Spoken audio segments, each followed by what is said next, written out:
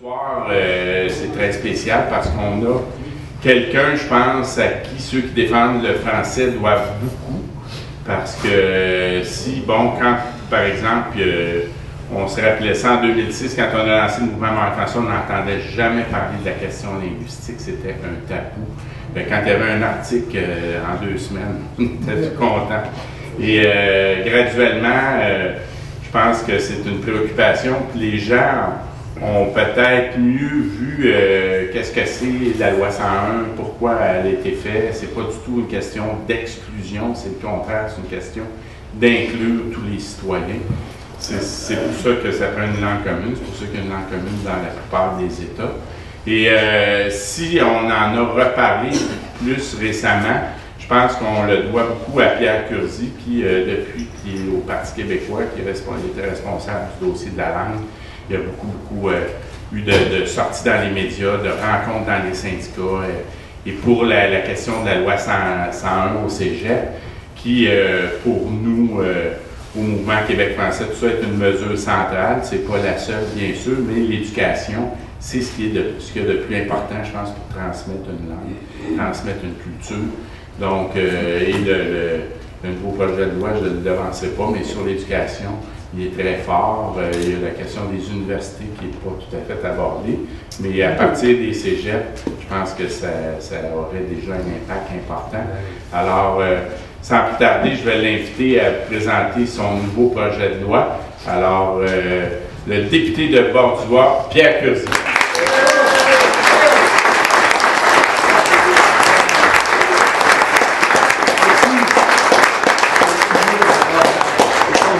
Heureux jeudi de la langue. Je ne savais pas qu'il y avait les jeudis de la langue. Pour moi, c'est l'année de la langue et ça devrait être tous les jours la langue, dans le fond. Mais je ne veux pas faire un grand discours. C'est dur pour moi parce que quand je vois le public, j'ai envie de m'enflammer. Puis là, je veux faire quelque chose d'un plus technique. Parce que, dans le fond, on en parle de la loi 101, de la charte de la langue française. Vous êtes probablement parmi les gens qui la connaissez le mieux, cette loi-là. Mais il y a beaucoup de gens qui parlent de la loi 101, mais qui ne savent pas au bout du compte ce qu'elle contient.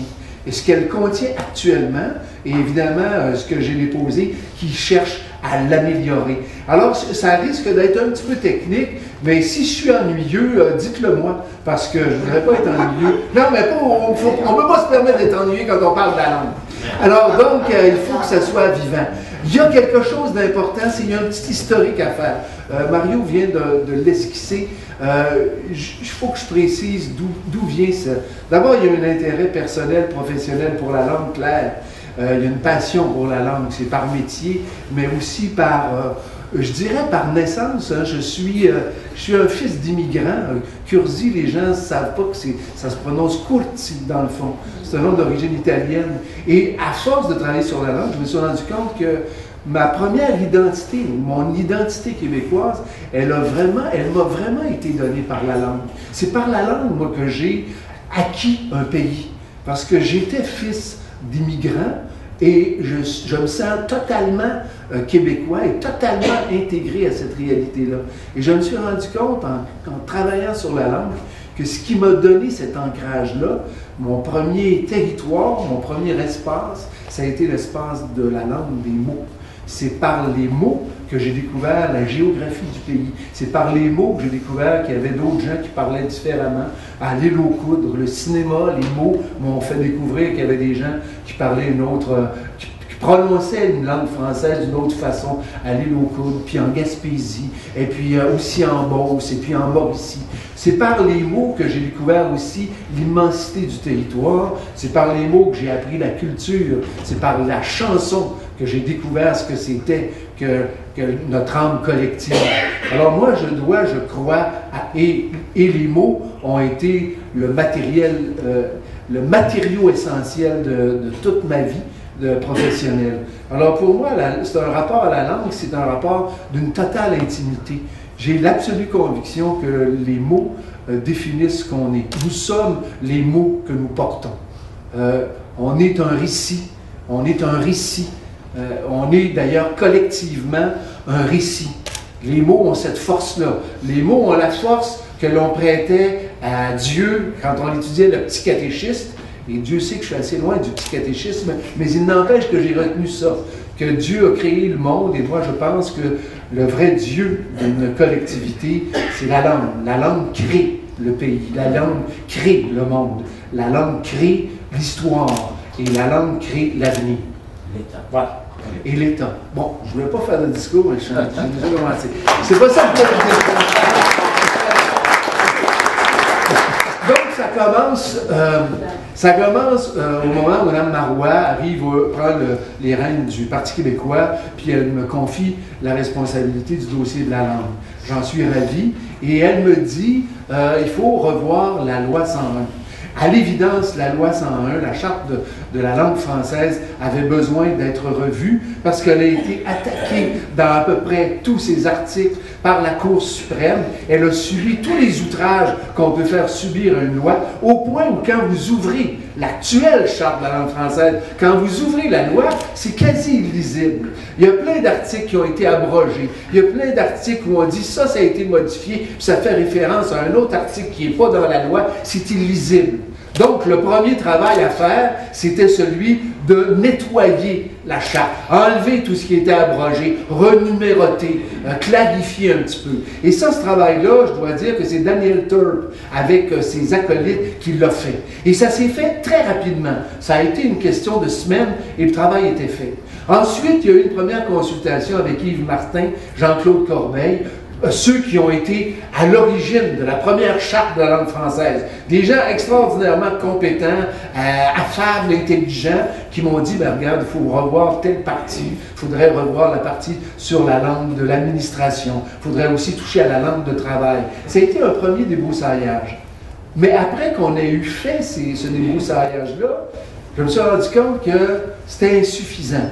Et que pour arriver à vraiment comprendre l'esprit de la charte, l'esprit d'une loi et améliorer une loi, il fallait qu'on en sache plus. Et c'est à ce moment-là que j'ai engagé un recherchiste qui s'appelle Éric Bouchard, qui a fait un travail formidable, et je lui ai dit, là, il faut qu'on fasse, comme si c'était simple, mais il faudrait qu'on sache quel est l'état de la langue française au Québec.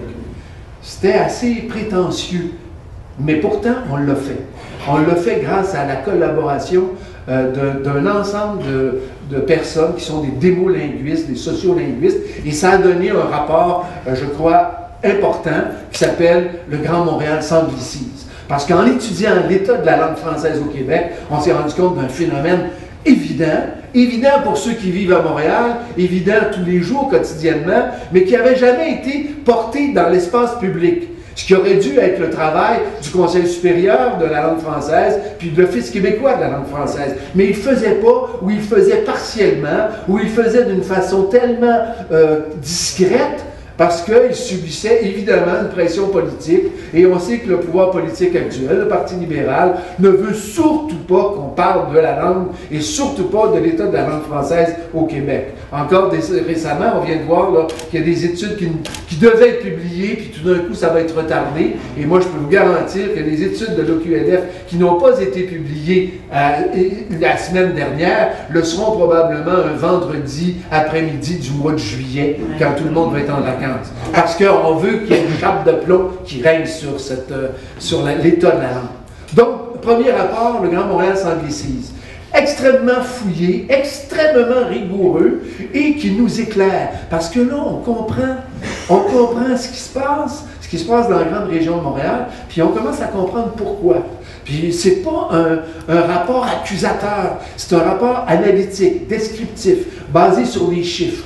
Et il nous dit exactement, voici l'état des transferts linguistiques. Voici ce qui se passe, pourquoi l'anglais, actuellement, à Montréal, prend de plus en plus d'importance, parce que cette langue est puissante et séduisante, et qu'il y a des raisons objectives qui font que, par exemple, les francophones ont quitté l'île, il y a beaucoup d'allophones qui sont arrivés, ces allophones vont d'une façon proportionnellement très importante vers l'anglais plutôt que vers le français. Les anglophones, eux, demeurent à Montréal. Il y a ces raisons-là. Ce sont des choses où il n'y a pas de reproche à des individus. C'est une description de ce qui se passe. À partir de cette description-là, puis Dieu sait qu'on l'a rendue la plus publique possible, là, on s'est dit, oui, je me suis dit, c'est bien beau d'avoir ce portrait-là, mais encore faut-il qu'on puisse agir. Et on a donc commencé à examiner qu'est-ce qui nous semblait le plus urgent. Il y a une chose qui nous a sauté aux yeux, c'est qu'il y avait un transfert majeur qui se faisait entre le système scolaire français, primaire, secondaire en français, et ensuite une bonne partie et des francophones et des allophones, 5% des francophones, mais quasi 50% des allophones à la fin du secondaire quittent le secondaire français pour aller au cégep anglais. Il nous a semblé que c'était très important. La raison, c'est pas qu'en soi, on veuille brimer la liberté des gens, mais quand des gens vont étudier au cégep en anglais, généralement, ils poursuivent leurs études. S'ils font des études universitaires, ils vont les poursuivre en anglais. Et ces gens qui ont étudié au cégep et à l'université en anglais vont avoir tendance à préférer l'utilisation de la langue anglaise dans le milieu de travail. En tout cas, ils n'auront pas beaucoup de résistance. En plus, on s'est rendu compte qu'il y avait un phénomène de socialisation qui faisait que ça décuplait le phénomène du transfert linguistique. Donc, on s'est dit, il faut agir là-dessus, et ça a amené à ce second rapport qui était l'application de la loi 101 au cégep. Et là, à l'intérieur du Parti québécois, j'ai réussi à piloter cette réforme-là et à la faire accepter dans le programme du parti. Et ça a été une bataille assez rude. Et je dois dire que dans ce cas-là, Mme Marois m'a soutenu. Parce qu'il y a encore des gens qui, à l'intérieur du PQ, ne sont pas d'accord avec cette mesure-là.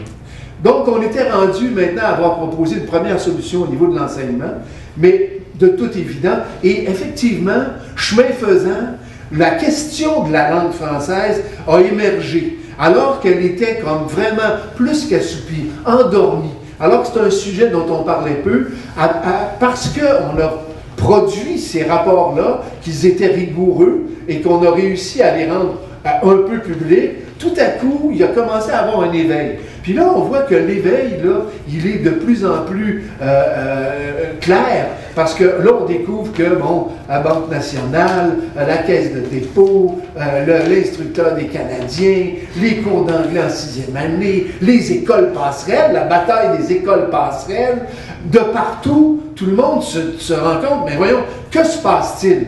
Et c'est cet éveil-là que moi, en tout cas, je souhaitais provoquer. Donc, jusqu'à un certain point, et à partir du moment où il y a un éveil, bien, tout d'un coup, le sujet ne nous appartient plus. On n'est plus les seuls dépositaires de la conscience de la langue, ça devient quelque chose de partagé. Rendu là dans la démarche, il fallait quand même aller plus loin. Et au mois de décembre, moi j'ai dit, ben, il faut réécrire la loi 101.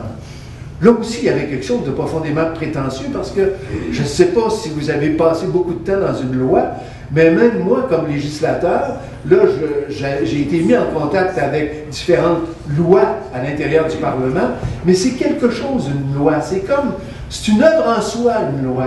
Une loi, ça va définir des comportements, ça va donner des directives, ça va établir des histoires de cas et ça va prévoir des sanctions, des mesures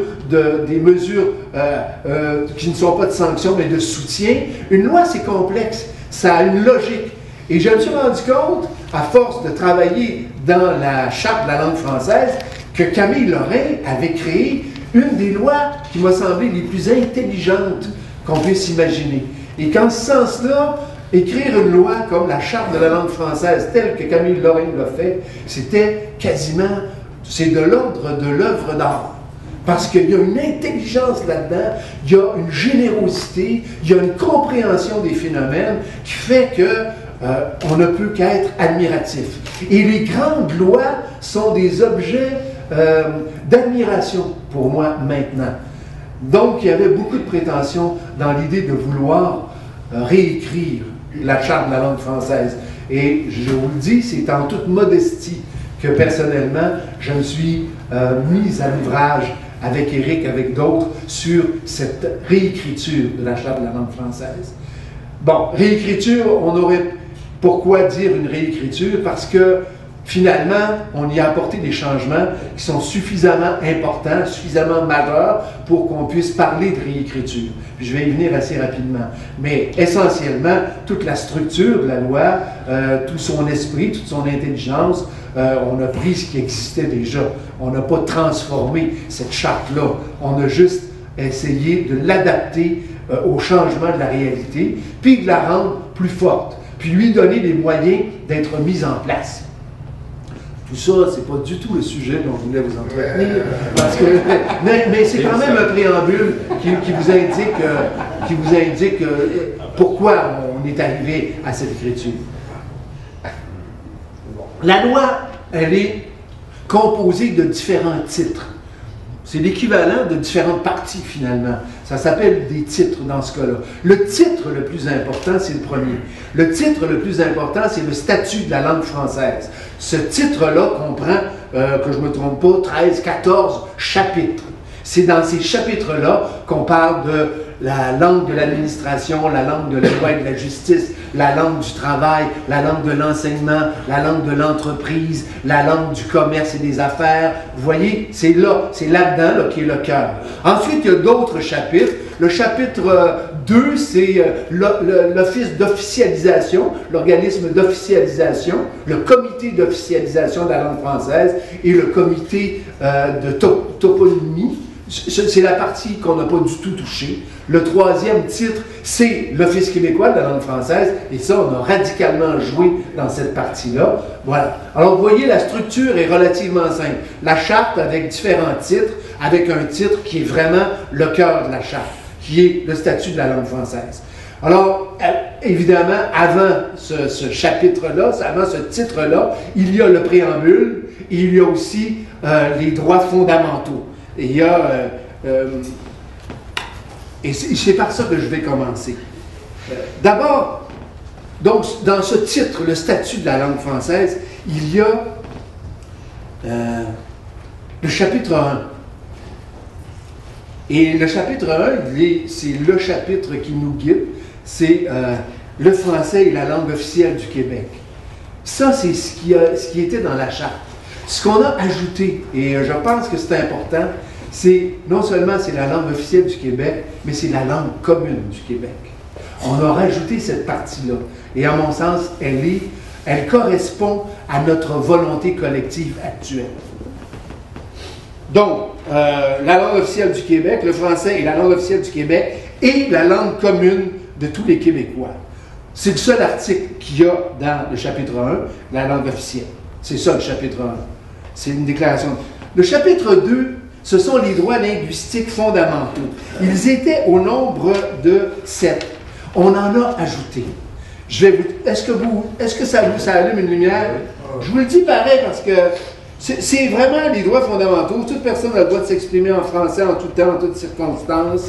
Toute personne a le droit de recevoir des communications en français dans l'administration, aux services de santé, les entreprises de services publics. Les travailleurs ont le droit d'exercer leurs activités en français. Les consommateurs de biens et services ont le droit d'être informés et servis en français. Toute personne admissible à l'enseignement a le droit de... Donc, ça définit le fait qu'on vive en français au Québec. Les droits fondamentaux.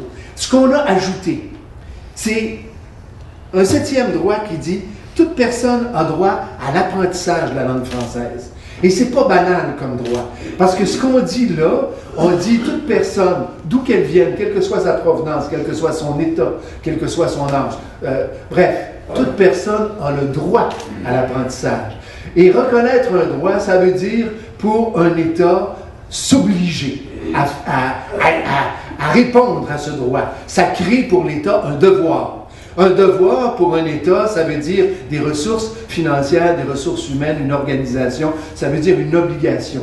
Quand c'est un droit fondamental dans une charte, c'est pas banal, c'est majeur.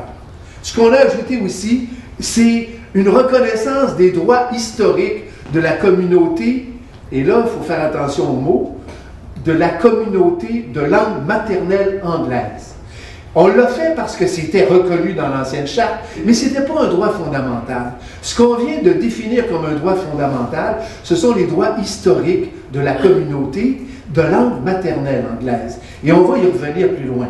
Parce que maintenant, il y a eu une espèce de glissement sémantique qui fait que les droits historiques sont accordés à tous ceux qui ont comme langue d'usage l'anglais. Alors que dans le fond, ce sont des droits historiques qui appartiennent à une minorité de langue maternelle anglaise. Et c'est très important, ça fait toute la différence, vous allez le voir plus loin, quand on parle de bilinguisme des villes, bilinguisme des services sociaux, bilinguisme des services de santé et bilinguisme des organismes. Si on dit que ce qui est bilingue, c'est tous ceux, et c'est 50% plus une personne qui parle l'anglais, à ce moment-là, on ouvre grand les portes. Mais si on dit que ce sont des droits qui appartiennent à une minorité de langue maternelle anglaise, là, on se retrouve dans des proportions qui sont beaucoup plus réalistes. Il y a environ 10% de la population au Québec qui est de langue maternelle anglaise. Et cette minorité-là, on l'a toujours et on respectera toujours, c'est leur droit. Mais en même temps, c'est vraiment une minorité. Et ce n'est pas la raison qui nous permet d'accorder un statut bilingue à plein d'organismes ou de villes ou de services de santé. Monsieur Curzi? Oui. Est-ce que ça s'applique aussi aux immigrants qui sont de langue maternelle anglaise? Aussi. Okay. Parce que la langue maternelle anglaise de quelqu'un qui vient de Nouvelle-Zélande, d'Australie, des États-Unis, évidemment, c'est l'anglais. Mais quand ils arrivent ici, c'est un statut de quelqu'un qui émigre dans un autre pays, dont la langue officielle est la langue commune et le français. Alors, ils ont l'avantage de déjà connaître la langue la plus en usage, la seconde langue la plus en usage au Québec, mais ça s'applique aussi, oui. Donc ça, évidemment, et aussi on reconnaît les droits des Amérindiens et des Inuits de maintenir et de développer leur langue. Et puis vous allez voir que, je reviendrai tantôt. Ce qu'on a fait aussi, et ça, on a fait de ces droits fondamentaux, on a inscrit une clause qui dit « Aucune disposition d'une loi, même postérieure à la présente charte, ne peut l'emporter sur les articles 2 à 8. » Autrement dit, on a rendu cette loi-là supra-législative. On dit « Vous ne pouvez pas, par une loi postérieure, modifier les droits fondamentaux qui sont inscrits dans cette charte. » Ça donne un statut extrêmement fort à la charte. Et on est allé plus loin. Et là, c'est à la suggestion de Daniel, d'ailleurs, qu'on a ajouté ça. On dit « Toute modification aux droits fondamentaux 2 à 9 de la présente charte doit être adoptée à la majorité des 2/3 des suffrages exprimés par les députés de l'Assemblée nationale. » Et ça rend la charte quasi constitutionnelle. On n'a pas de constitution au Québec, d'ailleurs, je pense qu'il faudrait bien y voir tôt ou tard, plutôt tôt que tard. Mais le fait qu'on ait inscrit cet article-là, ça fait que la charte est quasi constitutionnelle. Et donc, pour modifier ces droits fondamentaux, pour les abolir, les transformer, ça prend les 2/3 de l'Assemblée. Alors, on a comme en quelque sorte donné à cette charte à la fois la ceinture et les bretelles, on l'a rendue quasi intouchable. Évidemment, il faudrait qu'elle soit adoptée, mais c'est ça qu'on a inscrit. Et je pense que c'est important de s'en souvenir. Mon Dieu, voilà. La langue de la législation. Alors, donc, ça fait le chapitre 2 de ce titre 1. Le chapitre 3, c'est la langue de la législation et de la justice. Oui? Est-ce que ça empêcherait la quasi-constitutionnalité de ces articles-là? Est-ce que ça empêcherait le fait que le gouvernement, en fait, la Cour suprême du Canada peut quand même prendre une supériorité de la Constitution canadienne sur...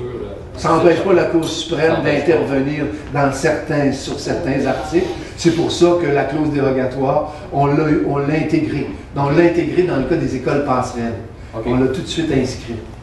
Okay. Et que si on voulait, par exemple, aller vers l'affichage unilingue, probablement qu'on serait obligé aussi d'intégrer la clause dérogatoire. Okay. Donc, mais ça veut dire que, quel que soit le gouvernement élu qui est au pouvoir, il ne pourrait pas unilatéralement, sans avoir les 2/3 des députés de l'Assemblée nationale, qui entérinent une décision touchée à ses droits fondamentaux. Et tout l'esprit de la transformation de l'Office québécois de la langue française, c'est de reprendre du gouvernement pour confier à l'Assemblée nationale, donc à l'ensemble des députés, la responsabilité de la langue. Parce que c'est pas vrai qu'un parti, et c'est une des raisons qui a fait qu'on s'est endormi pendant des années, c'est que le Parti libéral ne voulait surtout pas toucher à la langue, et le Parti québécois, pendant un certain temps, voulait pas trop y toucher non plus à cause du référendum, puis pour toutes sortes de raisons après. Donc, on propose de dépolitiser jusqu'à un certain point la responsabilité de la langue, d'en faire la responsabilité de l'ensemble de la députation. C'est ça qu'on fait en le rendant supralégislatif et quasi constitutionnel. Monsieur Curly? Oui. C'est intéressant. C'est fondamental. Est-ce que, donc, en rapport avec la clause dérogatoire de la Constitution canadienne, finalement, on peut se distancer de toute décision de la Cour suprême? Non. Non, ça soustrait pas la Charte à des jugements qui seraient rendus par la Cour suprême sur la constitutionnalité d'un certain nombre d'articles. Okay. Mais qu'est-ce qu'on peut faire avec la clause dérogatoire, donc? Ah, bien, la clause dérogatoire, dans ce cas-ci, c'est, on peut utiliser la clause dérogatoire pour aller à l'encontre de l'article 23 de la Charte canadienne des droits et libertés. Par exemple, dire, nous, le principe des écoles passerelles, on s'y oppose, et malgré le jugement de la Cour suprême, on va abolir ces écoles passerelles. C'était la position qu'on a défendue au moment de la bataille sur la loi 115, là. On a défendu cette position-là. Nous, on l'a inscrit, dans ce cas-là, dans la Charte. On a dit, il faut abolir les écoles passerelles et on va utiliser la clause dérogatoire tant et aussi longtemps que l'utilisation de la clause dérogatoire sera nécessaire. Clause dérogatoire, c'est une clause qui doit être renouvelée à tous les 5 ans. Oui. C'est dans la Constitution canadienne. Oui. Dans la Constitution canadienne, dans la Constitution canadienne, il y a le droit de déroger a été reconnu par la clause dérogatoire. C'est bien la seule chose qui a été reconnue, ou à peu près. Mais enfin, on bénéficie de cette arme-là, qui est la seule arme qu'on puisse opposer au jugement de la Cour suprême sur certains articles. Merci. Oui. Concernant le droit des minorités anglophones, de langue maternelle anglophone, Oui. Tout en protégeant leurs droits qui leur permettre de continuer à parler leur langue maternelle, est-ce que la façon dont la loi est construite les invite quand même à poursuivre leur apprentissage en français? Oui. Oui. Oui, il y a des articles au niveau de la langue d'enseignement. Je ne sais pas si on va se rendre là, mais oui, l'enseignement du français fait partie de la Charte aussi. Bon, alors, je vais passer assez rapidement sur la langue de la législation et de la justice, sauf pour un article. Il y a un article dans cette qui... En fait, on est passé très rapidement parce qu'on ne peut rien faire. Le français est la langue de la législation et de la justice au Québec, sous réserve du droit en vigueur au Québec. On sait qu'au niveau de la législation et de la justice, dans le fond, au Québec, on vit sous le régime du bilinguisme. Vous pouvez recevoir des jugements, vous pouvez avoir tous les services au niveau de la législation, c'est-à-dire cette loi-là, elle est publiée en français, mais elle est traduite en anglais. Toutes les lois sont traduites. Et au niveau de la justice, vous pouvez exiger d'avoir un procès dans votre langue, des jugements en anglais. C'est le bilinguisme qui règne. Donc, on n'a pas touché à cette partie-là. Ça, c'est une partie qui nous échappe dans le système fédéral, mais en même temps, c'est ça. Le chapitre, oui. La justice est provinciale, non? Dans une partie, oui, mais il y a une partie qui est fédérale, sauf que dans ce cas-là, c'est régi par ce que je comprends, c'est que c'est régi par la Charte canadienne. La Constitution. Oui, la Constitution. Pas la Charte, la Constitution. Est-ce que je peux vous suggérer de garder les questions pour la fin? Oui, on va sans ça, on s'y rendra pas. Mais quand même, c'est intéressant. Oui. Mais effectivement, on va essayer de, si vous pouvez vous souvenir des questions, parce que sans ça, je n'y arriverai pas. Bon, chapitre 4, la langue de l'administration. La langue de l'administration, c'est le français. Ce qu'on a ajouté, c'est un article, l'article 17, qui dit « Dans ses communications écrites avec les immigrants, l'administration utilise la langue officielle, donc le français. Elle offre des services d'accompagnement à la lecture et à la compréhension des documents. L'idée, c'est qu'actuellement, quand des gens viennent chez nous, dès qu'ils savent, qu'ils connaissent quelques mots d'anglais, et on a vu des exemples de ça, on va leur envoyer l'ensemble des papiers à la Régie de l'assurance maladie, l'assurance automobile. Tous les papiers officiels vont leur parvenir en anglais ad infinitum. Nous, on dit, changeons cela. Il faut qu'on communique de façon écrite en français avec tout le monde, même s'ils viennent d'Australie on va écrire en français à ces gens-là, de telle sorte que le signe qui est envoyé, c'est que c'est en français que ça se passe. Évidemment, il ne s'agit pas de priver quelqu'un de la connaissance des documents officiels, donc on s'oblige à fournir des renseignements, à fournir de l'information et un service d'aide pour que les gens puissent comprendre les documents écrits qu'ils vont recevoir. Mais l'idée, c'est d'envoyer ce signal-là très, très clairement. Voilà. Donc, c'est le principal changement dans ce coin-là. Il y en a un autre qui est assez important.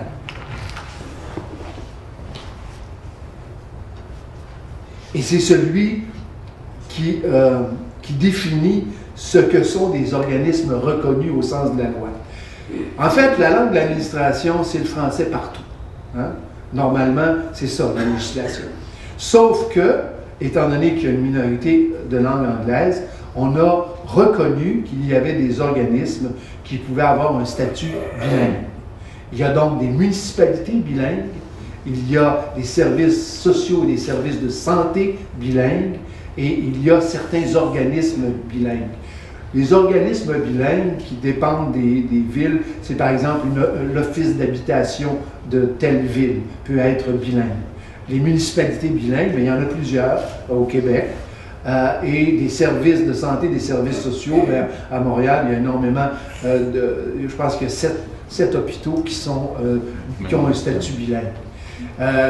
Le problème et la dérive, c'est ce que je vous ai dit tantôt, c'est que tout à coup, ce statut-là, il était comme accordé, il a été accordé à l'époque aux gens qui étaient de langue maternelle anglaise, mais tranquillement, la situation démographique a changé, la composition du Québec a changé, et ceux dont la langue d'usage était l'anglais ont été assimilés à ceux dont la langue maternelle était l'anglais. De telle sorte qu'on se retrouve, sauf dans les municipalités. Dans les municipalités, pour avoir un statut bilingue, il faut que ce soit 50% plus 1 des personnes qui ont la langue maternelle anglaise. Ça donne la déclaration de l'ineffable Stéphane Gendron, c'est ça? L'ineffable. Mais dans les services de santé, par exemple, là, on voit, et on l'a vu avec l'exemple de quelqu'un qui a eu la difficulté à se faire servir en français dans un hôpital bilingue, on voit que l'augmentation du nombre de personnes dont la langue d'usage est l'anglais à Montréal, dans la grande région de Montréal, amène à une sorte d'anglicisation des organismes qui n'est pas basée sur la réalité des droits historiques, mais qui est basée sur le fait que la langue d'usage d'un grand nombre de personnes qui fréquentent l'hôpital ou qui fréquentent un service social est l'anglais. On s'est dit, il faut revenir, et l'idée n'est pas de sabrer, là, de rentrer dans les hôpitaux et de dire, ça y est, vous allez tous parler français. On se comprend bien. Surtout en ce qui touche la santé et les services sociaux, l'idée c'est d'abord de soigner les gens. Et jusqu'à un certain point, on soignera les gens dans la langue qu'ils parlent, tant mieux, pourvu qu'on les soigne. Mais en même temps, c'est pas vrai que des organismes, et on l'a vu dans le cas de la fusion qui a failli avoir lieu, qui a eu lieu dans les fêtes entre l'Institut Gingras puis l'Institut Lindsay, on a vu que tout d'un coup, ces deux institutions-là se sont fusionnées et le conseil d'administration a demandé que le nouvel organisme ait un statut bilingue.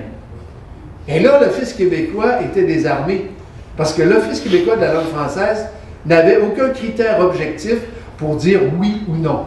Alors, ils ont été obligés d'aller dans cet hôpital-là et de comptabiliser les gens qui venaient demander des services, savoir s'ils parlaient français ou s'ils parlaient anglais. Et c'est comme ça qu'ils ont pu déterminer que c'était une majorité de francophones. Donc, le statut bilingue a été refusé. C'est pas un critère objectif. Nous, on s'est dit, le seul critère objectif, c'est quand ta langue maternelle est vraiment l'anglais. Comment s'assurer que ce critère objectif soit pas discriminatoire? Il nous a été suggéré, je pense que la suggestion est bonne, qu'au moment où on prend sa carte de l'assurance maladie ou qu'on renouvelle sa carte, il y ait inscrit sur cette carte-là langue maternelle anglaise ou langue maternelle française. De telle sorte qu'à chaque fois que quelqu'un utilise sa carte pour obtenir des services, on puisse comptabiliser le fait que ce sont des services donnés soit à des gens de langue maternelle anglaise ou de langue maternelle française, pour éviter de tout bilinguiser et envoyer un signal très clair que c'est une situation qu'on voudrait rétablir. C'est un équilibre qu'on voudrait rétablir. On voudrait cesser qu'il y ait des services qui s'anglicisent de plus en plus et chercher à ce que ces services-là se francisent de plus en plus. Donc, ça a donné lieu à un article qui est un article important qui dit « Un établissement de services de santé et de services sociaux visé à l'annexe », l'annexe étant ce qui reconnaît un statut bilingue à certains organismes, lorsqu'il fournit ses services à des personnes en majorité de langue maternelle anglaise. Alors, c'est un article, et bizarrement, je ne sais pas si ça n'a pas été lu, mais ça n'a pas provoqué de réaction, et j'espère que ça ne provoquera pas de réaction négative, mais j'ai été quand même surpris que ça passe comme une lettre à la poste. Je m'attendais à une réaction. Je dois rencontrer la Gazette, peut-être qu'ils vont m'en parler. C'est McPherson. Non, mais ils vont. Honnêtement, j'ai écrit pour leur proposer d'aller leur présenter. Je suis très curieux de voir comment ils vont réagir à cela. M. McPherson a réagi. Ah bon, il a réagi, Oui. lui, je ne l'ai pas lu.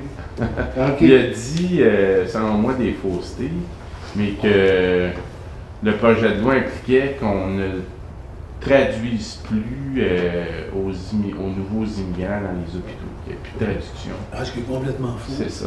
C'est complètement faux. Ouais, bon, En tout cas, c'est pas la première fois qu'ils disent une fausseté. Ouais. Bon, donc, c'est un changement majeur, ça, dans l'esprit de la loi.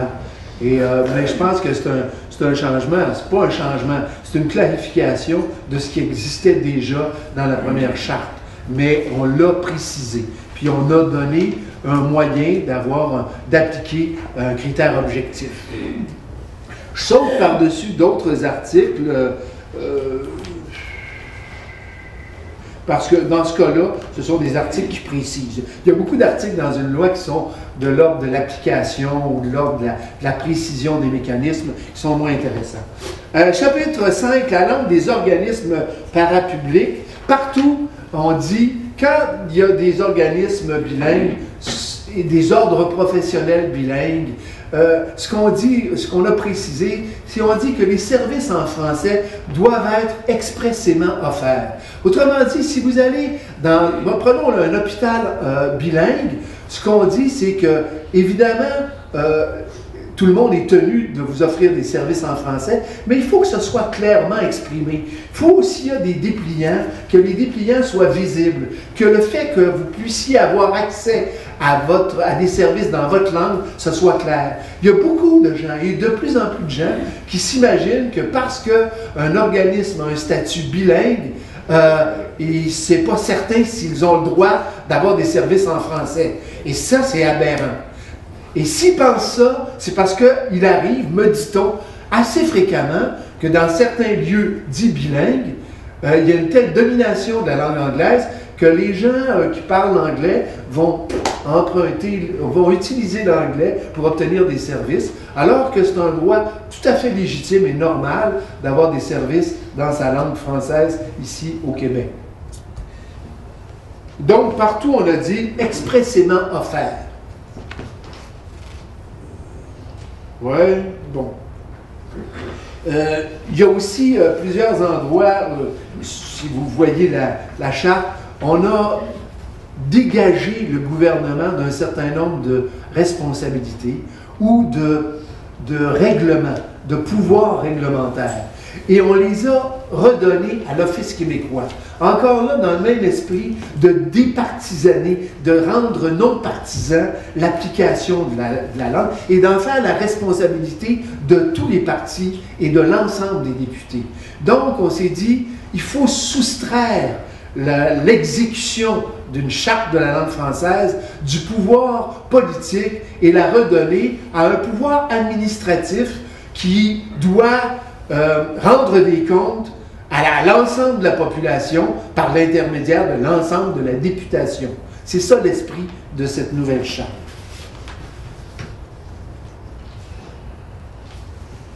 Là, ça parle beaucoup, évidemment, on parle beaucoup dans la langue des organismes parapublics, des ordres professionnels. Ce qu'on a corrigé, c'est qu'il y a des exceptions dans les ordres professionnels.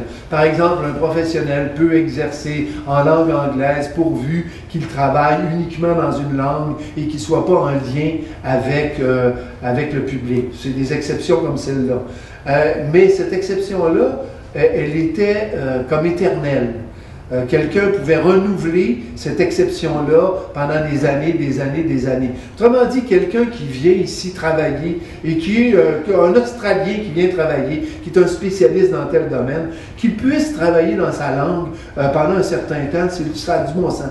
Mais nous, on dit, après 3 ans, si quelqu'un vit dans cette réalité-là, où c'est la langue officielle, après 3 ans, on s'attend à ce qu'il ait commencé à pouvoir parler dans la langue commune.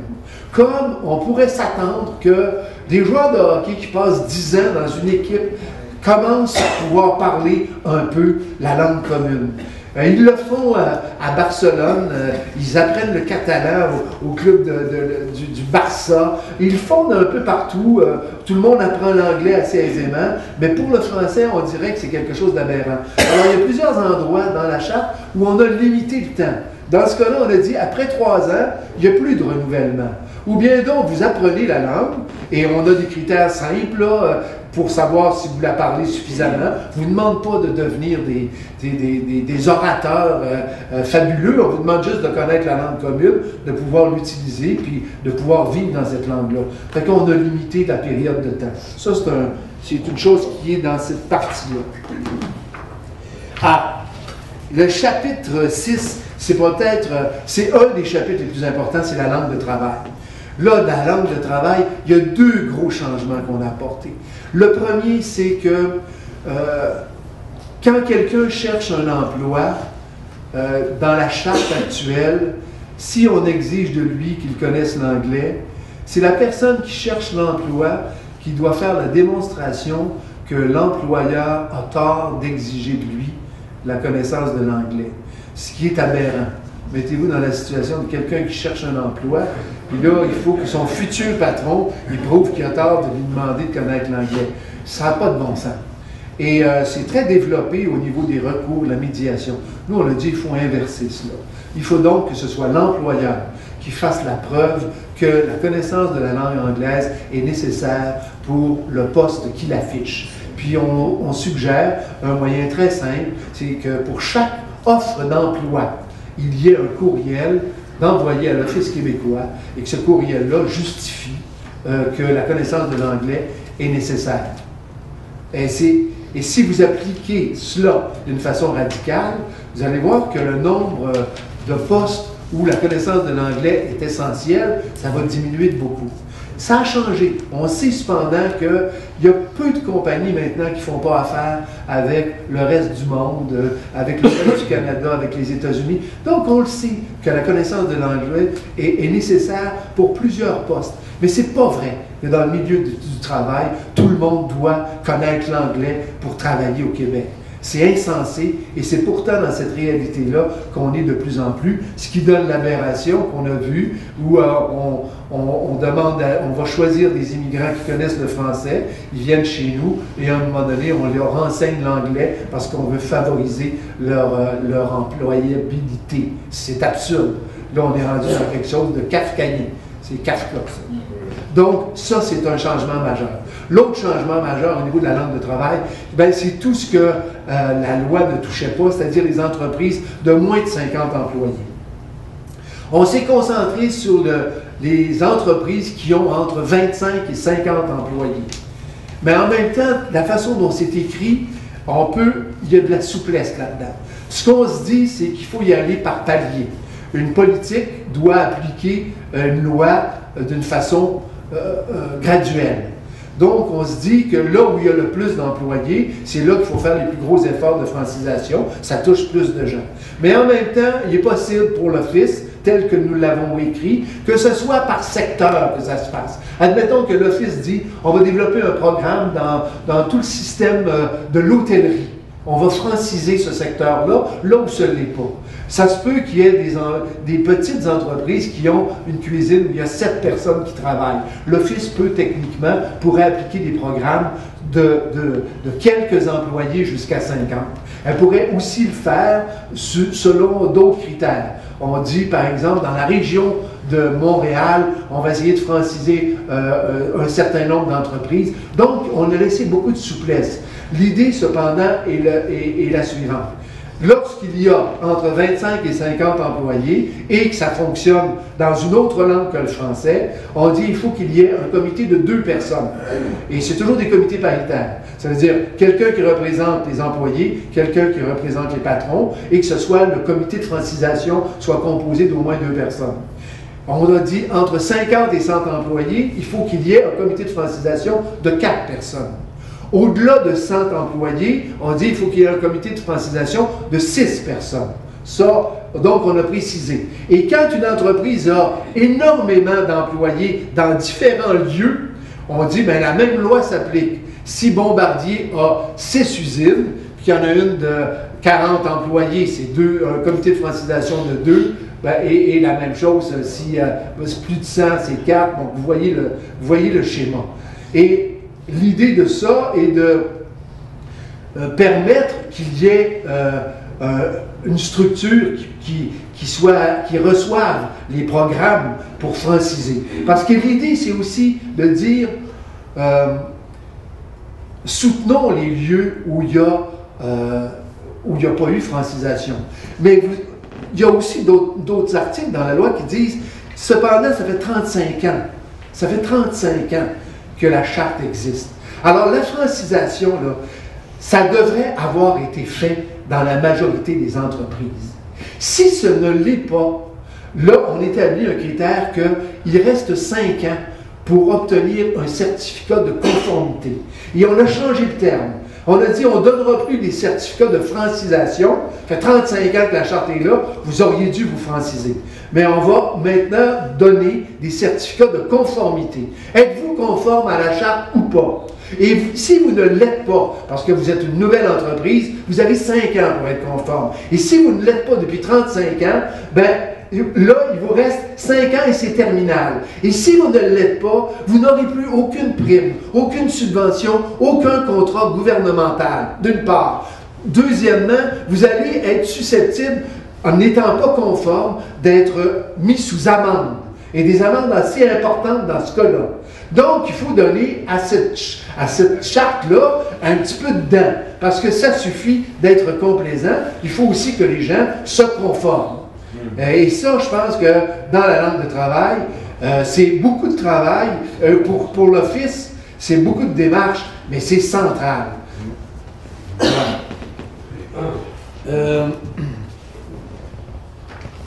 Ben là, je vous ai mêlé tout ça, mais c'est correct, c'est dans les différents articles.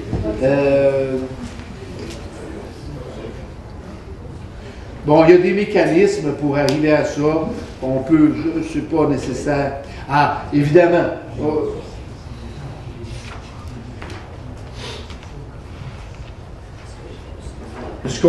Oui, évidemment, on intègre aussi la notion de tantôt, c'est-à-dire que pour qu'il y ait une embauche, pour que la langue soit exigée, il faut que le critère de l'embauche en langue anglaise respecte ce qu'on a dit précédemment, c'est-à-dire que l'entreprise envoie un courriel ou informe ou justifie la connaissance de l'anglais pour obtenir un poste.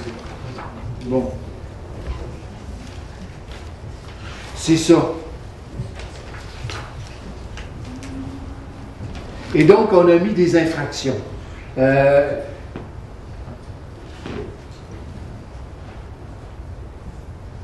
Donner des infractions, le pouvoir de donner des infractions, de faire des amendes à l'Office québécois de la langue française, il n'est pas si souvent que ça utilisé. Souvent, ce qui arrive, c'est que les causes, il y a des plaintes, il y a des avertissements, il y a des poursuites, et finalement, si quelqu'un ne se conforme pas, ben, au bout du compte, c'est donné au procureur général qui, lui, et là, ça rentre dans le système et dans le dédale juridique. L'Office perd tout contrôle sur ce qui se passe. On n'est plus au courant de rien.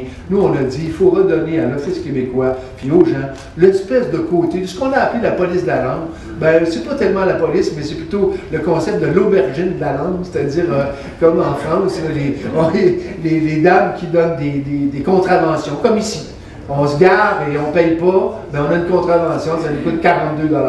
Alors, dans cet esprit, 52 maintenant, ça monte tout le temps. Mais dans cet esprit-là, vous voyez, il y a deux types d'amendes. Il y a les amendes pour les gens qui sont en infraction d'un certificat de conformité, les compagnies qui ne se conforment pas. Bien, là, il y a un pouvoir d'amende. Ultimement, si après amende et doublement de l'amende, c'est des amendes assez importantes, à ce moment-là, on peut confier au procureur une cause. Parce que là, il y a vraiment quelqu'un qui est un déviant.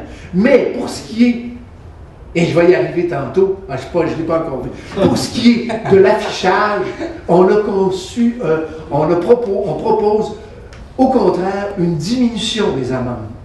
Parce que ce qu'on se dit, c'est qu'il y a deux types d'infractions. Il y a celle des gens qui résistent à la francisation, et à ce moment-là, je pense qu'il faut être impitoyable.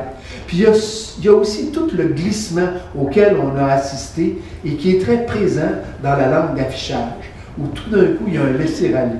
Et là, si on veut intervenir là-dedans, l'idée n'est pas de tuer les entreprises dans leurs revenus, c'est de leur rappeler constamment qu'ils sont en infraction et qu'ils auraient drôlement intérêt à se conformer. Et ça c'est un pouvoir un pouvoir que l'Office pourrait utiliser d'une façon constante et immédiate. Quelqu'un n'est pas conforme sur la langue de l'affichage, on lui donne une amende, entre 50 et 100 $ pour une personne, entre 250 et 500 $ pour une personne morale. C'est pas énorme, mais si on la reçoit 2, 3, 4 fois, ça commence à être lourd et c'est fatigant. Et c'est comme ça que nous nous conformons pour le port de la ceinture de sécurité, pour la cigarette, pour le stationnement. C'est comme une éducation graduelle. Ben, on y arrive parce que c'est le chapitre 8, la langue du commerce et des affaires. Là, ça a été un dilemme cornélien parce que jusqu'à la dernière mouture, je prônais, puis on n'arrivait pas à s'enlever de la tête qu'il aurait fallu recommander l'affichage unilingue français. Et pourtant, à la dernière minute, moi j'ai reculé. Je me suis dit, à quoi sert-il de faire dévier tout le contenu d'une charte sur l'affichage unilingue, et je vous explique pourquoi. La charte actuellement dit que normalement l'affichage public et la publicité commerciale doivent se faire en français. En même temps, on est confronté avec un drôle de problème, c'est que les raisons sociales, les marques de commerce sont en anglais, c'est des marques de commerce d'entreprises multinationales, et qu'on ne peut pas toucher à cette partie-là. On ne peut pas toucher à cela parce que c'est protégé par l'Organisation mondiale de la propriété intellectuelle. C'est un traité international dont le Canada est signataire, dont on est signataire, qui protège les marques de commerce, mais qui protège aussi des brevets pharmaceutiques. Ça touche à plusieurs aspects, cette entente internationale. Donc, on ne peut pas agir là-dessus. Et on ne peut pas agir non plus sur des gens qui ont inscrit leur compagnie à Ottawa uniquement en anglais. Si c'est inscrit au Québec en français, parfait, ils vont utiliser le terme français, mais s'ils l'ont inscrit uniquement en anglais, on ne peut rien faire. S'ils l'ont inscrit en français et en anglais et qu'ils veulent utiliser l'anglais, on ne peut rien faire. Mais ce qu'on peut faire cependant, et ce qui existe actuellement dans la charte, c'est un règlement qui dit que la marque de commerce doit être accompagnée d'un terme générique. Terme générique, ben, vous le savez ce que ça veut dire, c'est, on prend l'exemple de Canadian Tire. Ben, Canadian Tire doit être précédé de quelque chose qui pourrait être les magasins généraux Canadian Tire. Comme on a Second Cup, ben, c'est marqué les cafés Second Cup. Comme il y a UPS, ben, ça pourrait être les services de, je sais pas quoi, de correspondance UPS. Donc, l'utilisation du terme générique ferait que l'affichage, et c'est ce qu'on recommande, serait accompagné nécessairement d'un terme générique. Ça existe comme un règlement. Nous, on en a fait un article de loi, ce qui est beaucoup plus fort. Il y a eu quasi-chicane entre la PDG de l'Office québécois et la ministre, parce que la ministre pensait que c'était pas vrai, mais la PDG dit « oui, c'est dans notre règlement », elle avait raison. La dernière fois, elle m'a dit que je ne suis pas vrai, il n'y avait jamais eu de chicane, mais il y a eu une chicane. Donc, il faut que ça devienne un objet de la loi. Est-ce que c'est suffisant? Ça ferait apparaître le français partout où il y a une marque de commerce en anglais. Partout où il y a un nom d'entreprise en anglais, il y aurait donc une présence du français. Non seulement dans l'affichage public, mais aussi dans la publicité commerciale. Donc, ce nom-là, les magasins généraux Canadian Tire, ça se retrouve aussi dans leur publicité, dans tous leurs moyens publicitaires. C'est pas l'affichage unilingue, mais c'est en même temps une mesure applicable concrètement. Et comme je vous disais, on l'a assujetti à un pouvoir d'amende de la part des gens qui travaillent à l'Office québécois. Donc, on donne à ce moment-là, on utilise un peu le bâton, mais pas d'une façon violente, pas d'une façon qui menace, et je pense pas d'une façon qui en aucune manière est une contrainte à un droit fondamental de commercer dans une autre langue. Parce que c'est ça le jugement de la Cour suprême. Le jugement de la Cour suprême a dit qu'il s'agissait d'un droit fondamental, le droit de commercer dans sa langue, alors qu'en aucune manière ce n'est pas un droit fondamental. Mais le jugement de la Cour suprême l'a rendu. Donc, pour pouvoir avoir de l'affichage unilingue, là, il faut utiliser la clause dérogatoire. Puis là, on tombe dans toute la vieille histoire de Bourassa, de la loi de 1988, de la clause dérogatoire qui a déjà été appliquée. Ensuite, il n'y a plus personne qui a renouvelé la clause dérogatoire. Vous voyez, puis moi, je me disais, ouf, c'est peut-être pas ça l'essentiel. L'essentiel, c'est la langue de travail. L'essentiel, c'est la langue de l'enseignement. L'essentiel, c'est les pouvoirs de l'Office québécois. L'essentiel, c'est d'agir concrètement pour transformer la réalité. L'apparence devrait suivre la réalité. Voilà, c'est ça que je voulais vous dire là-dessus. Bon, on y arrive. C'est technique, hein? C'est pas trop plat. Non, ça va. Vous me suivez, parce que j'essaie de vulgariser ça. Je ne sais pas que... Ça va. OK. Bon, ben alors parlons de la langue d'enseignement. On a ajouté la langue de l'enseignement et des services de garde éducatifs. Il y a trois aspects. Vous connaissez le premier aspect qui est celui que la loi 101 devrait s'appliquer au cégep. Je maintiens que c'est une mesure structurante. Si on fait cela, on va permettre que pendant le cégep, 5% des francophones, et peut-être plus, parce qu'on n'arrive plus à avoir de statistiques de la part du ministère de l'Éducation, c'est le noir total depuis que les statistiques de 2008-2009. Plus aucune statistique d'accessible aux spécialistes. Impossible de savoir combien de gens fréquentent maintenant le cégep. Mais donc, au moins 3500 étudiants par année qui vont rester dans le système scolaire collégial français. Puis non seulement les cégeps, mais aussi les services d'éducation aux adultes et les services professionnels, éducation professionnelle. Donc ça, c'est important. Ce qu'on ajoute dans cette charte, ce sont les services éducatifs de garde. Et ce qu'on dit, c'est que les gens qui sont francophones devront envoyer leurs enfants dans des CPE, des services de garde, où ce sera le français qui sera la langue d'usage. Et la minorité anglaise, de même, dans les services.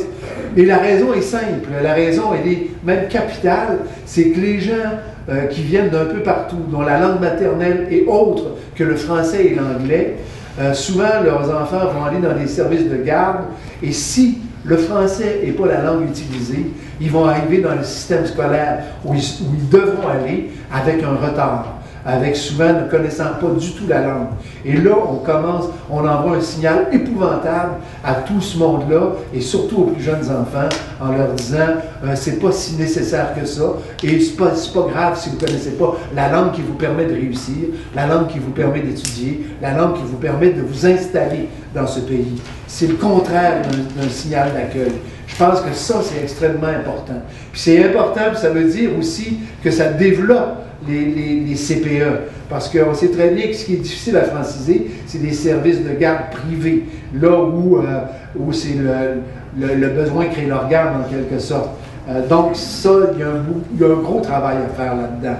Et s'il y avait la maternelle 4 ans, ben, ce serait beaucoup plus facile de s'assurer que le français est la langue dans laquelle les enfants sont initiés, débutent leur vie. Et moi, ça m'apparaît aussi extrêmement structurant. Le troisième volet, c'est malgré ce qu'a dit Mario, c'est au niveau de l'université. On dit, dans les universités francophones, les cours doivent se donner en français, les travaux, les examens, les thèses doivent s'écrire en français. Bref, plus de cours d'enseignement en anglais, sauf pour les cours de langue, évidemment, dans les universités francophones. Voilà. Même pas HEC. Même pas HEC. Les statistiques, 95% des finissages, je ne sais pas si vous avez vu ça, il y a eu une étude qui a démontré que 95% des finissants des hautes études commerciales étaient couramment, constamment, très, très bilingues, sont bilingues. Autrement dit, il n'y a pas de problème, il n'y a pas de raison autre que le clientélisme et puis la concurrence entre les universités alors qu'on dirait que personne n'est capable de s'imaginer que le système universitaire francophone, ça peut devenir un système formidablement compétitif, exemplaire et attirant pour les 225 millions de francophones du monde entier. Bon. Donc, la formation professionnelle, les services éducatifs pour les adultes, les collèges, c'est ça. Alors, ce qu'il y a dans le programme du PQ, ça, je ne l'ai pas dit, mais peut-être, ça vaut la peine de faire un petit aparté. Il y a eu 17 propositions au Parti québécois qui ont été adoptées sur la langue au dernier congrès. Il y en a 10 qui étaient d'ordre législatif. Nous, on en a intégré 9. Dans Québec solidaire, il y a 7 de leurs 8 propositions législatives qui sont intégrées. On n'est pas parti de rien, on n'a pas tout inventé. On a utilisé les décisions des militants, disons, d'au moins ces deux partis-là. Puis on n'a pas pu faire le travail de la Commission nationale parce que c'est assez neuf qu'on n'a pas eu accès vraiment. Mais ils ont adopté aussi plusieurs propositions sur la langue à option nationale et la majorité se retrouve dans le document, dans la charte.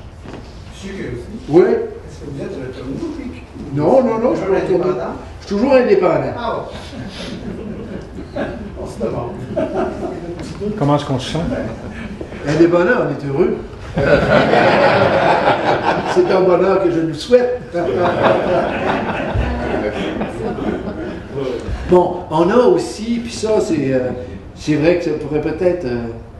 il y a un chapitre 10 où ce sont les politiques des établissements d'enseignement collégial et universitaire relativement à l'emploi et à la qualité de la langue française. On n'est pas coercitif dans cette partie-là. Ce qu'on dit, c'est que chacun des organismes, chacun des cégeps, des universités, doit se doter d'une politique de la langue, que cette politique-là, on doit la déposer devant, au ministère, devant le ministre ou la ministre responsable de l'éducation, et que ces documents-là doivent être rendus publics devant l'Assemblée nationale. C'est un processus qui n'est pas vraiment... moi, je me souviens, tout d'un coup, on a découvert qu'à l'Université du Québec, il était question qu'il y ait une formation en anglais au niveau doctoral. Je me souviens d'être allé voir M. Corbeau, et il m'a dit, oui, il existe un comité, responsable de la politique linguistique à l'Université du Québec. Mais lui avait fait des recherches, il avait découvert que ce comité-là ne s'était jamais réuni, que plusieurs des membres du comité étaient décédés et que d'autres n'étaient même pas au courant qu'ils faisaient partie de ce comité-là. Il l'a remis en usage. Oui, est-ce que vous en faites partie? À l'Université du Québec, j'ai fait des recherches. Et semble-t-il, au bureau du registraire, j'ai demandé s'il y avait une obligation au niveau doctoral pour travailler ou étudier en anglais, par exemple. Ils ne savaient pas. Et finalement, après un certain temps, ils sont allés aux informations et j'ai obtenu comme réponse que les départements peuvent, de façon individuelle, déterminer s'ils acceptent ou non la langue anglaise ou une autre langue, ça pourrait être l'espagnol, etc. À la condition que la personne soit capable d'avoir les personnes. Mais c'est pas très très clair, et là je viens tout juste de dire... Soit capable de quoi? Que la personne soit capable de quoi? Que la personne, que c'est une décision départementale d'accepter ou non la langue anglaise, par exemple. Quelqu'un pourrait, si le département l'a déterminé, et l'université ne s'y oppose pas à la condition qu'un département ait fait un règlement à cet effet-là. Donc, c'est contradictoire. Il faudrait se renseigner parce que c'est assez étonnant. Ouais. Moi, je viens de lire pour mon département, aujourd'hui même, qu'en principe, même au niveau doctoral, la langue devrait être en français. Oui. Mais si le département, par exemple, pourrait décider que c'est en l'anglais sciences ou de l'espagnol. gestion, ils peuvent plaider d'accepter que ce soit fait en anglais. Donc c'est très contradictoire, M. Corbeau, là, c'est pas clair. Non, ben c'est pour ça qu'il faut qu'il y ait des politiques claires et que ces politiques-là soient déposées et qu'elles soient publiques. Qu'on puisse les examiner et dire ça n'a aucun sens ou ça a du sens. La politique est claire, c'est que ça doit être en français, mais si le département décide de le faire dans une autre langue, il peut le faire. Oui, c'est ça qui n'est pas de bon sens. C'est une politique qui est en contradiction. On va retirer le droit de dérogation. Ben, en tout cas, je veux dire, le principe de ça, c'est comme ce sont des universités qui jouissent d'une certaine autonomie, puis que, bon, c'est toujours délicat. L'idée, en tout cas, c'est qu'elles se dotent d'une politique claire, cohérente, pas contradictoire comme celle que vous décrivez. Dans ce cas-là, il y en a une, mais elle n'est pas appliquée. Voilà, ben, c'est ça. Elle n'était pas appliquée au point qu'elle n'existait pas. Les gens ne savaient pas que c'est ça le problème. On se pourrait protéger, mais on n'est pas finalement. C'est ça. Un petit article. On a dit deux choses sur la commission scolaire CRI et la commission scolaire Cativic, qui évidemment utilisent leur langue maternelle. À l'école, c'est très bien. Ce qu'on dit, nous, c'est qu'ils doivent faire du français la seconde langue enseignée, en vue de permettre aux diplômés de leurs écoles de poursuivre leurs études en français dans les écoles, collèges et universités du Québec. Parce qu'actuellement, souvent, la deuxième langue enseignée, c'est l'anglais.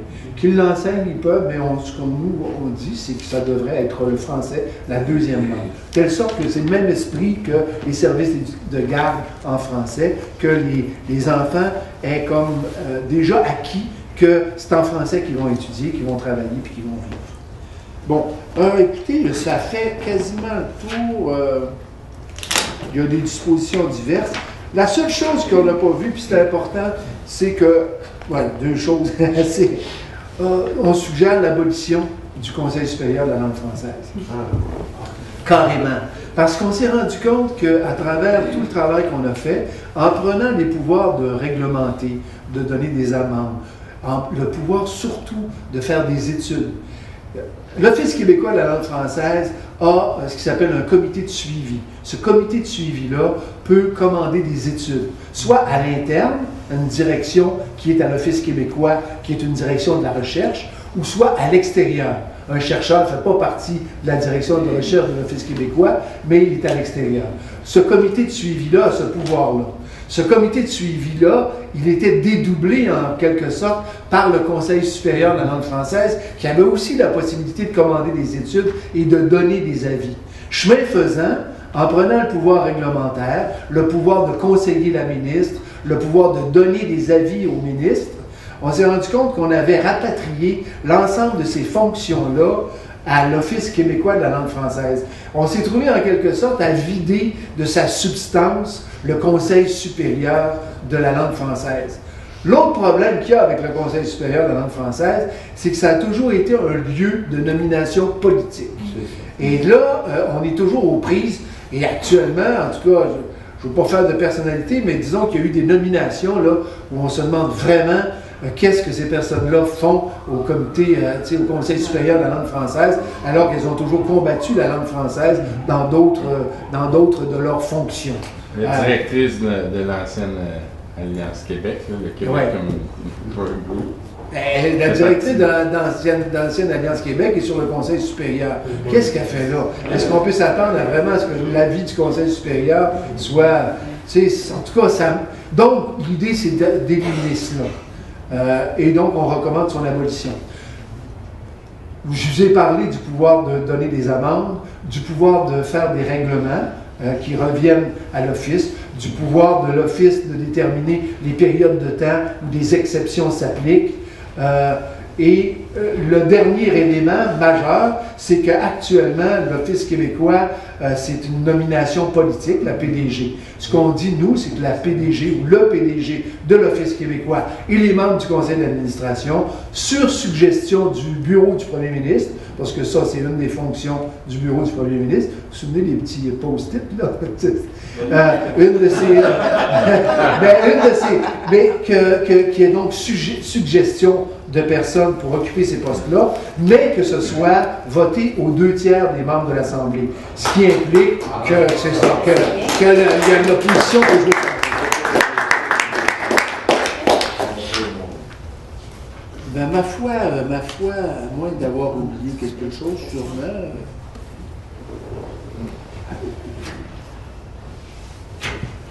Bon, disposition finale, le titre 6, ben, la présente charte remplace la charte de la langue française.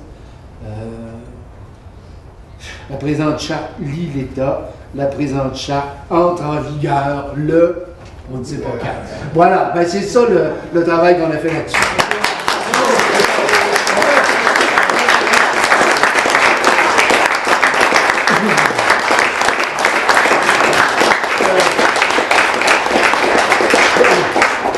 Merci. Mais je suis très content du travail qu'on a fait parce qu'on a passé article par article et il y a bien des endroits où je crois qu'on a été modéré tout en donnant du corps à la charte, en lui redonnant la vigueur qu'elle avait à l'origine et que les jugements de la Cour suprême ont affaibli constamment. C'est pas parfait et déjà en discutant avec Mario, il y avait des suggestions intéressantes. C'est une charte. C'est un projet de loi 593. Comme tout projet de loi, normalement, il devrait être appelé par le gouvernement, ce qu'il ne sera pas. Le gouvernement ne veut pas rien savoir de ce projet de loi-là. Ça devrait faire l'objet de consultations générales, donc tout le monde pourrait pouvoir donner son avis, apporter des amendements, des améliorations, discuter, et ça devrait faire l'objet d'un travail en commission parlementaire, de telle sorte qu'on pourrait bonifier encore cette charte-là, en toute modestie, sûrement qu'elle peut être bonifiée encore et modifiée. Je le souhaite. Et le Parti québécois, s'il prend le pouvoir, peut, dès le lendemain de son élection, prendre cette charte-là et la déposer et en faire l'objet du travail dont je viens de vous parler. Alors, en ce sens-là, je trouve que je suis très heureux de cette collaboration, de cet apport à notre vie linguistique. Oui? Oui. Plein de questions. Dans ce document-là, est-ce que vous avez un endroit où vous avez des définitions? Des définitions? De termes? Non, pas vraiment. D'habitude, dans la loi, il y a des termes qui sont définis, hein? Oui, mais il n'y a pas de terme qui soit ambigu. On n'a pas senti à aucun moment la nécessité de définir des termes. Est-ce que vous avez des exemples? Ou, Non, mais d'habitude, je me fiais à des projets de loi. Actuellement, dans des lois, il y a des définitions.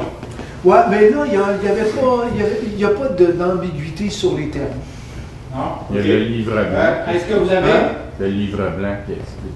Le livre blanc qu'on a fait. Oui, oui. Ah oui, il y a des...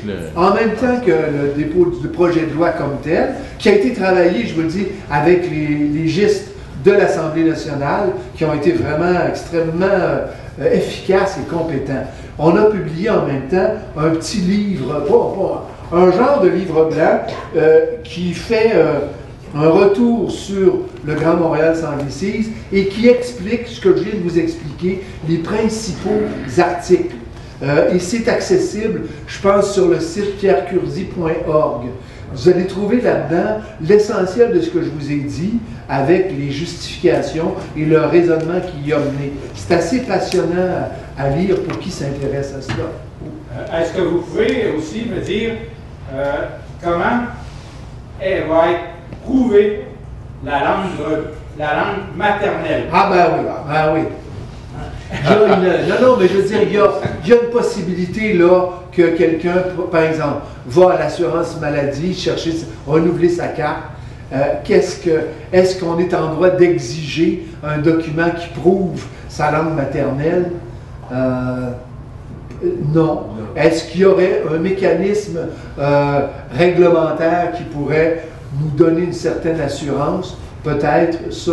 On n'est pas allé, nous, dans la rédaction des règlements. Je pense que c'est un pouvoir qui appartient à l'Office et c'est souvent quand on applique un article de loi qu'on invente ou qu'on crée un règlement. Pour finir, est-ce que vous avez touché à Internet vis-à-vis l'affichage en français et les raisons sociales ou la publicité sur Internet? C'est déjà dans la charte actuelle. Okay. C'est déjà couvert par la charte actuelle. Merci. Quant à l'application, ça, à cause de l'Internet, on sait très bien que le bilinguisme est devenu une réalité dans l'Internet, même si la loi, la charte actuelle s'applique à cette utilisation-là. Merci beaucoup. Merci. Il y a beaucoup de mains, je ne sais pas par quel critère. Ouais, ça va être complète de ton privilège. OK. Sinon, ceux qui ont l'air. On va aller en avant, en arrière, peut-être monsieur. On va commencer, on va aller comme ça. OK? Allez-y, puis on va changer de couleur. Je me demandais si vous vous étiez penché sur le financement public des universités et des cégeps, sachant qu'il y a 30% du financement public des universités qui va aux universités anglophones, alors qu'ils sont seulement 8% de la population. Ah, tu touches un point tout à fait sensible et réel. On s'y est pas attardé. Éric, avec qui je travaille, et qui voudrait bien qu'on ouvre ce chantier-là. Parce que c'est vrai qu'il y a il y a une hypertrophie des institutions anglophones et dans le financement, c'est majeur. Là, la loi ne peut pas s'appliquer à ça tel quel. Donc, c'est soit des politiques qui relèvent du ministère de l'Éducation ou du ministère de la Santé. Hein, dans les deux cas, c'est de là que provient le financement. L'esprit du travail qu'on a fait, c'est d'essayer de remettre dans l'ordre l'importance d'une minorité linguistique par rapport à la majorité francophone linguistique. C'est donc un travail à long terme. Mais il y a visiblement, là, il faudrait qu'on en sache pas mal plus loin parce qu'on le voit là, que c'est disproportionné et qu'on finance, et on finance d'une façon majeure notre propre anglicisation. Les chiffres exacts là-dessus sont de 2,2 milliards par année qu'on investit pour du travail dans santé, en éducation et dans l'administration publique qui se fait en anglais.